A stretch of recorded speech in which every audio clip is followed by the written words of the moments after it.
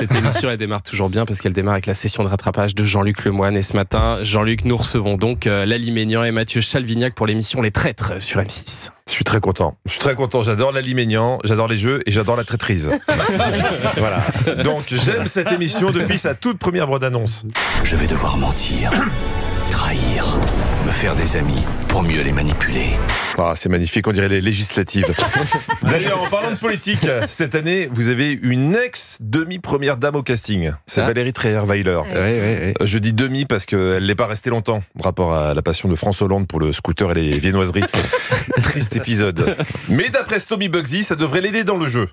Valérie, est-ce que tu es capable de déceler des traîtres? Toi qui as été trahi dans ta vie, on a tous été trahis. Ouais, de toute façon.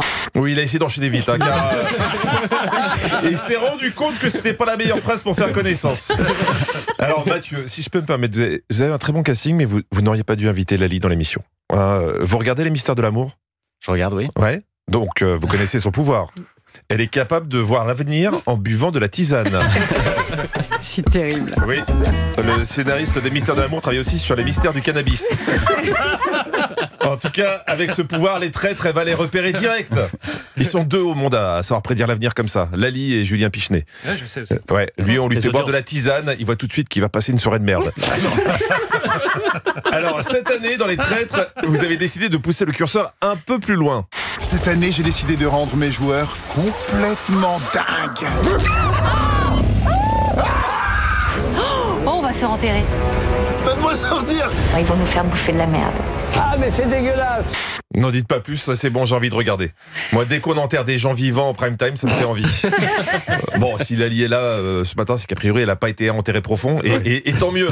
En tout cas, c'est qu'avec ça, on n'a pas donné envie de regarder le programme. Voilà, ouais. Et puis alors Jean-Luc, pour votre session de rattrapage ce matin, vous avez regardé aussi Et si on se rencontrait? Ça c'est sur M6. Ah ouais, j'adore. Vous aimez ça? Ah, j'adore. L'amour, il adore. Alors, vous connaissez un petit peu? Non, Non, Laly. pas du tout. Mais... Alors, Je t'en Mathieu, prie.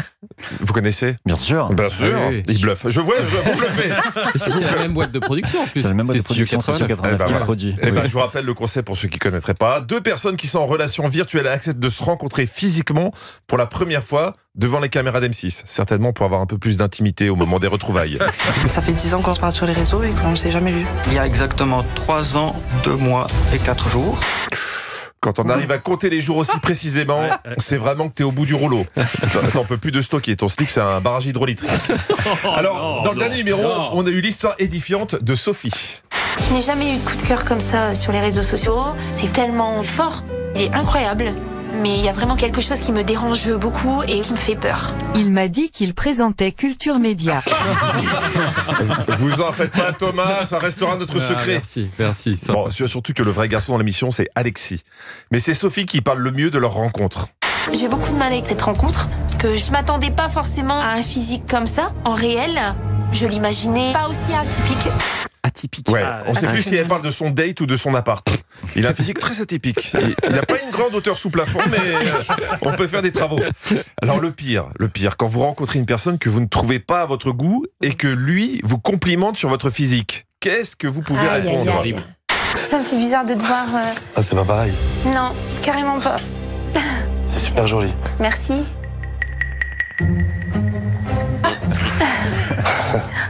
Oui, quand vous dites à votre date « t'es jolie » et qu'il répond juste « merci », ça veut sans doute dire qu'il n'a pas envie de manger sur vous. Mais Alexis retente quand même sa chance. Pas déçu. Bah, pas du tout. Non, c'est vrai. Et toi? Eh ben, écoute, ça me fait plaisir de te voir. Lâche l'affaire, Alexis, lâche l'affaire. Mais non, il analyse mal le langage non verbal, le garçon. Je vois qu'elle a ses yeux qui brillent, je vois qu'elle a un peu de paillettes dans les yeux. Donc ouais, peut-être que je peux lui plaire. J'essaie de me mettre au fond d'elle. Oui, on avait bien compris. Mais vas-y doucement quand même. Bon, je vous cache pas que j'aurais préféré qu'il lui plaise tout de suite. Déjà parce que j'aime tellement l'amour. Mais surtout, ça nous aurait évité cette confidence. Mon plus grand stress, c'est vraiment de pas lui plaire. Et la plupart du temps, quand je suis stressé, vraiment que j'ai la boule au ventre, bah, il va m'arriver un truc de dingue. Bah, il y a des petits gaz qui sortent, quoi. Oh non. C'est en entendant ça que tu dis que parfois l'amour virtuel devrait rester virtuel. Allez, je vous fais la suite demain. Oh, c'est terrible Cette émission, elle est extraordinaire. C'est terrible. Allez, paillettes dans les yeux. Bon, merci Jean-Luc Lemoyne. On vous retrouve dans quelques minutes, puisque vous serez notre invité. On a pas mal de choses pour vous. Vous verrez ça. Je vais me changer.